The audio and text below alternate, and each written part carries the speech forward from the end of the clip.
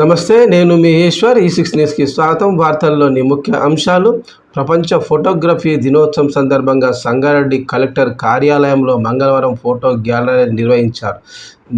విధి నిర్వహణలో ప్రెస్ ఫోటోగ్రాఫర్లు అందించే సేవలు అభినందనీయమన్నారు సంగారెడ్డి జిల్లా కలెక్టర్ వల్లూరు క్రాంతి. అలాగే టీజీఐఏసీ చైర్మన్ నిర్మలా జగ్గారెడ్డి మాట్లాడుతూ, ఒక్క ఫోటో అనేక విషయాలను తెలుపుతుంది అన్నారు. సమయము పరిమితి లేకుండా పగలు రాత్రి అనే తేడా లేకుండా పనిచేస్తూనే ఉంటారు అని తెలిపారు. ఫోటో జర్నలిస్టులు ఆర్థికంగా ఎంతో వెనుకబడి ఉన్నారని, ప్రభుత్వం అన్ని విధాలా అండగా ఉంటుందని అన్నారు.